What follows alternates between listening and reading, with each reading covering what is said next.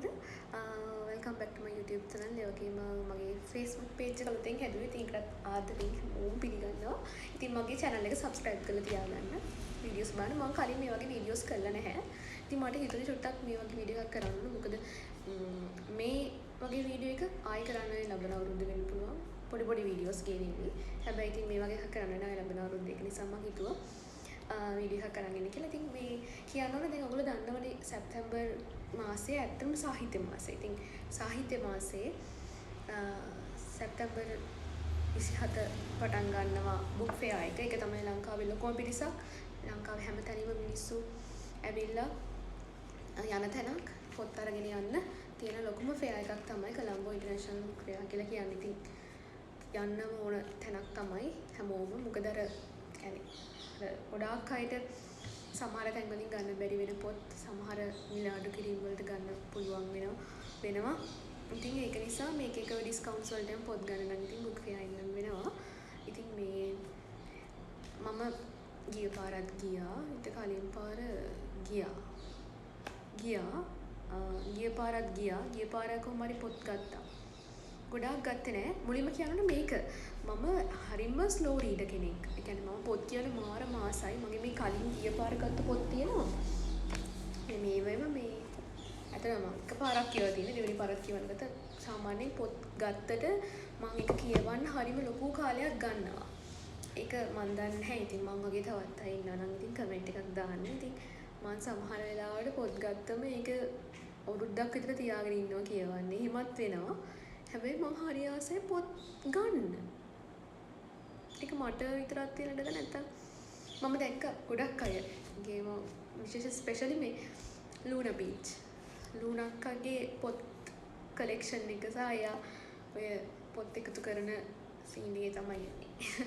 ඉතින් ඒකින්ද මේ මගෙත් එහෙම එකක් තිබ්බා කලින් ඔය කියන්නේ මං ගත්ත පොත් තිබුණා ගොඩාක් ඒවා මං දුන්නා. ස්කූල් යන ළමයිට දුන්නා. ඒ වගේ දීලා තියෙනවා. ඉතින් අර සමහර පොත් අරගෙන තාම කියවලත් නැහැ. සමහර යාළුවෝන්ගෙන් හම්බුන පොත් තියෙනවා. ඒවත් කියවලා තියෙන්නේ. ඉතින් මට හිතුණා මට මේ පොඩි දෙයක් කියන්න ඕනේ මේ පොත් කියලා කියන්නේ ගණන් ගන්න එපා ඉතින්. හරි. ඒතර පොත් කියලා කියන්නේ ඇත්තටම මිනිස්සු වෙනස් කරන්න පුළුවන් පොත් වලින්. මිනිස්සුන්ගේ අදහස්, හැඟීම්, මිනිස්සු හිතන පතන විදිය ගොඩාක් වෙනස් කරන්න පුළුවන් මම හිතන්නේ. ඒක මම කියන්නේ මෙහෙමයි. ඒක පොත් රස විඳින කෙනෙක් තමයි මම මේ කියන කතාව පිළිගන්නේ. සමහරවිට පොත් කියවන්න ආස නැති කෙනෙක්ට කියන්න පුළුවන් කොහොමද පොතක් වෙනස් කරන්න කියලා මනසෙක. ඇත්තටම වෙනස් කරන්න පුළුවන්. ඒක මාරම දෙයක්. සමහර පොත් තියෙනවා සමහර අපිව ගොඩාක් ඉන්ස්පයර් කරන්න පුළුවන්. කියන්නේ ඉන්ස්පිරේෂන් බුක්ස් ගොඩාක් තියෙනවා. non fiction බුක්ස් ගොඩාක් තියෙනවා අපිව මාර විදිහට වෙනස් කරනවා. ඒක මේ හැම පොතකම නෑ. ඒක කියන්න හදන සමහර පොත්වල එක දේවල් රොමෑන්ස් බුක් තියෙනවා, ත්‍රිලර්ස් තියෙනවා. එතන සමහර පොත් තියෙනවා අපේ ජීවිතේට හුඟක් වටිනවා.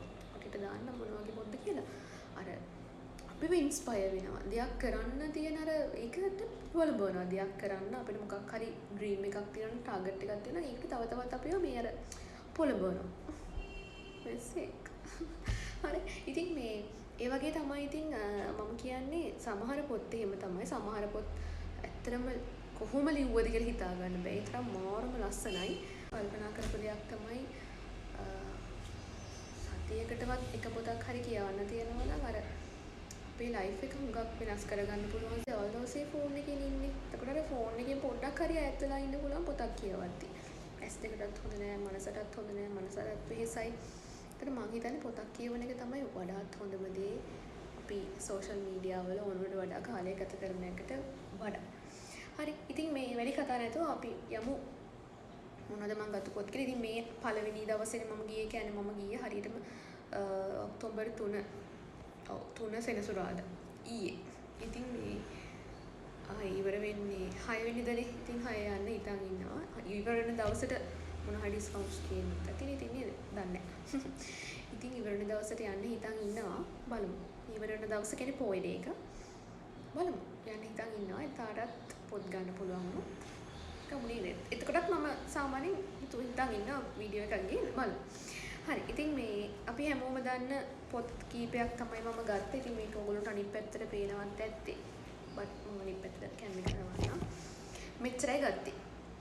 හරි ඊට පස්සේ සමහර අය අයියෝ ඔච්චරද පොත් ගත්තේ මේම් කියලා. නැහැ මම මෙච්චරයි ගත්තේ. එහෙම හේතුවක් තියෙනවා. මොකද දන්නවද හේතුව? මගේ දැන් අර අපි ඕනම කෙනෙක්ට දැන් මම දන්නේ හැමෝටම තියෙනවද කියලා. තියෙනවා පොඩි මගේ බකට් ලිස්ට් එකක්. දැන් මම ඔක්තෝබර් මන්ත් එකේ ඉඳන් බකට් ලිස්ට් එකට ඇඩ් කරගත්ත මාසෙට එක පොතක් ගන්නවා. එක පොතක් දෙකක් ඊට වඩා වැඩි වෙන්නත් පුළුවන් දන්නේ. ඉතින් මම එහෙම හිතාගත්තා. ඉතින් මේ හැම මාසෙම පොතක් එකතු වෙනවා. පොත් දෙකක් තුනක් එකතු වෙන්න පුළුවන්. ඉතින් ඒකින්ද අර ඒ ඉන්ස්පිරේෂන් එක නිසා ඒ ටාගට් එක නිසා මම එහෙම ලොකු පොත් ප්‍රමාණයක් ගන්න ගියේ නැහැ. එහෙම ලොකුවට අර එක ළඟ පොත් ගන්නේ නැහැ මම කොහොමත්. අර මේක අගිය දැනෙන්නත් එක්ක එන අලුත් ට්‍රෙන්ඩින් යන පොත එහෙම ගන්න හිතන් ඉන්නවා. හරි. ඉතින් මම ඔයාලට පෙන්නන්න මම මොනවද ගත්තේ කියලා. ඉතින් මුලින්ම මම ගත්තේ කඩුල ප්‍රකාශනයකට ගිහිල්ලා චිංගිස් අයිත්මාතර් වර්තර්ගේ ජමීලා සහ The First Teacher කියන බුක්ස් දෙක. ඉතින් මේකේ සිංහල versions කියවලා ඇති.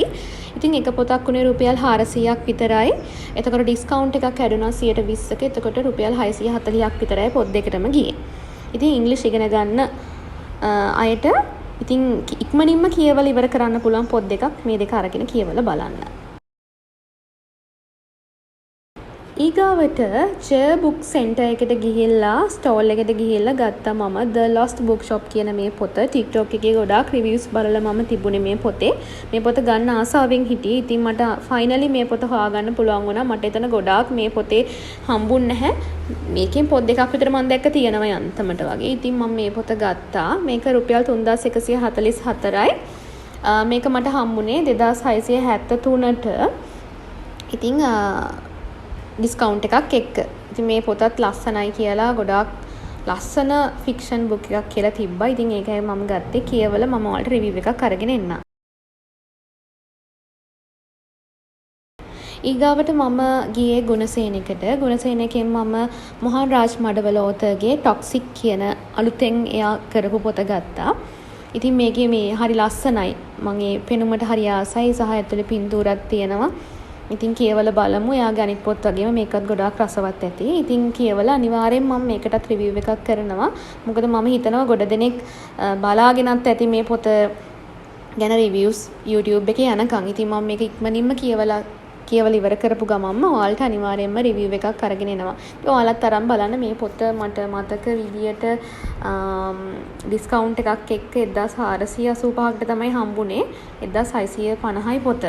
හරි ඊට පස්සේ මේ මම ආයෙ පාරක් කල්පනා කරා මේ එකපාරටම දැක්ක පොත් ගොඩාක් උස්සගෙන එනවා. බලනකොට මේ පොතේ තිබුණේ මුද්‍රස්පලම් පොත. ඉතින් කසුන් මහේන්ද්‍ර හීනටිගලේ authorගේ මුද්‍රස්පලම් පොත තමයි ඊගාවට මට ගන්න හිතුණා. ඉතින් හැමෝම මේ දවස්වල කතා වෙන පොතක් Facebook එකේ හැමතැනම post ගොඩාක් share වෙනවා. ඉතින් එක එක අයගේ එක අදහස් පළ කරනවා පොත ගැන. ඉතින් මට ඒක නිසා හිතුණා ඒ පොතත් අරන් බලන්න කියලා. මේ පොත 1850යි. මේකෙන් බිල් එක නැහැ. ඉතින් මං ඒකින්ද මට මතක නැහැ මේකටත් ඩිස්කවුන්ට් එකක් ඇඩ් වුණා කොහොම හරි. ඉතින් මේ පොතත් මම කියවලා අනිවාර්යයෙන්ම රිවිව් එකක් අරන් එන්නම්. මොකද හැමෝම බලන් ඉන්නවා මේ පොත් එක එක කාට දැනෙන විදිය වෙනස් නේ. සමහර අය මේ පොත කියවලා ඒගොල්ලෝ ගන්න දේ වෙනස්. එතකොට දැනෙන විදිය වෙනස්. ඒ ෆීලිංගස් ඇත්තටම මම රිවිව් එකක් කරා අරගෙන එනවා. මට කොහොමද මේ පොත දැනුනේ කියලා. ඒත් එක්ක මම තව එක බඩු ටිකක් ගත්තා. ඔය මේ ස්ටේෂනරිස් ටිකක්. ඒත් එක්කම එළියේදී මට නිකන් මෙන්න මේ පැන්සලෙන් පින්සලක් කියන මෙන්න මේ පොත නිකන් මට හිතුනේ ඇත්තටම මේක සල්ලි දීලා ගන්න ඕන කියලා. එයා අතට දුන්නා මගේ අතට. ඉතින් ඒක නිසා මම මේකට රුපියල් 40යි මේ පොත. හරි ඉතින් ඔය විදිහට තමයි මම මෙච්චරයි පොත් ගත්තේ. ආයෙ තව පොත් ඉවර වෙන්න කලින් බුක් ෆෙයාර් එක ඉවර වෙන්න කලින් ගත්තොත් අනිවාර්යයෙන්ම තව රිවිව් එකක් අරගෙන එනවා බලමු. ඉතින් තවත් අලුත් වීඩියෝ එකක් අරන් එන්න මගේ channel එක subscribe කරලා තියාගන්න. ඒ වගේම මගේ page එකත් follow කරලා තියාගන්න. ටිකක් love you all.